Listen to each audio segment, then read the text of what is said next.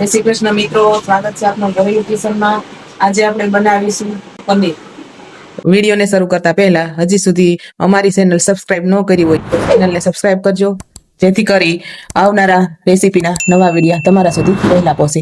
તો ચાલો રેસીપીને સ્ટાર્ટ કરીએ. તો પનીર બનાવવા માટે આપણે દૂધ લેવાનું છે. આપણે તાજું દૂધ લીધું છે, મલાઈ વાળું.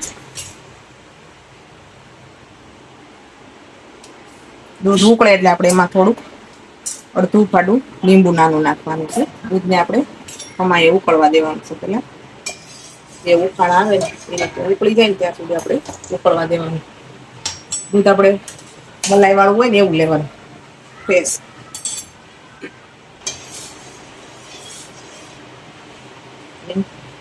ઉકળવા દેવાનું સારી રીતે.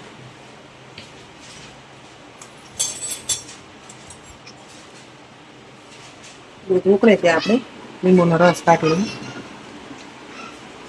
લીંબુનો રસ કાઢી લેવાનો આ રીતે. બીયા નહીં નાખવાના. ઉફાળ આવી જશે, ગેસ ધીમો કરી નાખવાનો. આપણે આ રીતે લીંબુનો રસ થોડો થોડો રેડતો જવાનો ને હલાવતું જવાનું. આ રીતે આપણે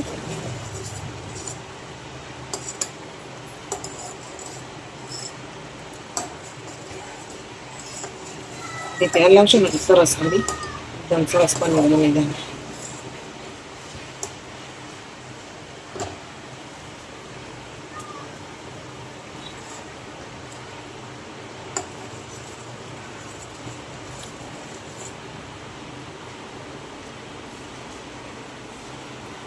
રીતે આપણે 1 મિનિટ ઉકળવા દેવાનું. પછી આપણે આને ગાળી લઈએ.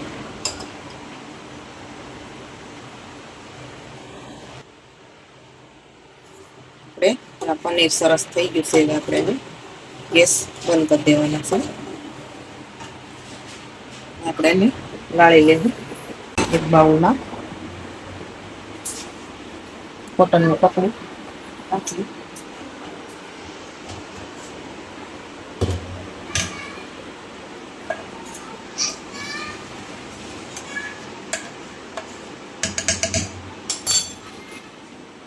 આ રીતે આપણે બધું નિતારી લેવાનું છે.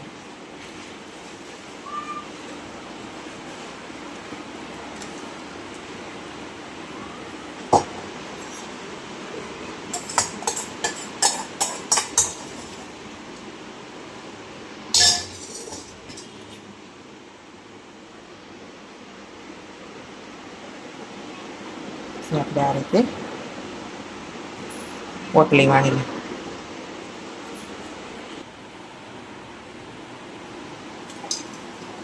આ રીતે આપણે એને દબાવીને નીતર નાખવાનું.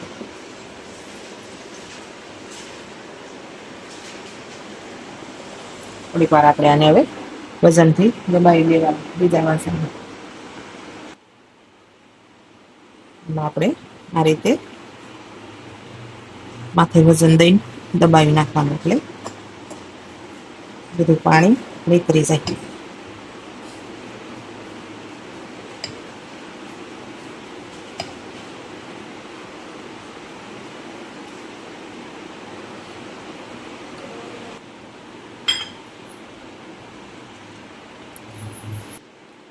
હવે આપણે આને એક વાસણમાં કાઢી લઈએ. આપણે જેટલું પનીર બનાવવું હોય ને એ પ્રમાણે આપણે દૂધ લેવાનું. જો સરસ એકદમ સરસ પનીર બનશે આ રીતે. આપણે આને ફ્રીજમાં મૂકી દઈએ.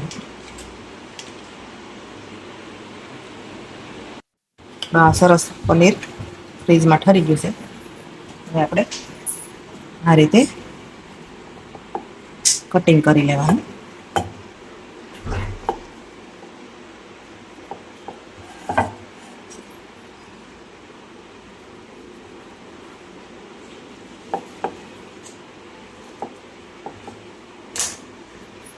સરસ આ રીતે બનાવશું પનીર એટલે એકદમ સરસ.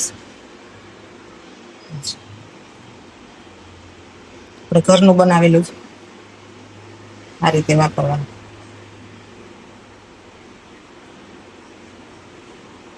આ રીતે આપણે પનીર બનાવીને આપણે શાકમાં ને વાપરી શકીએ છીએ.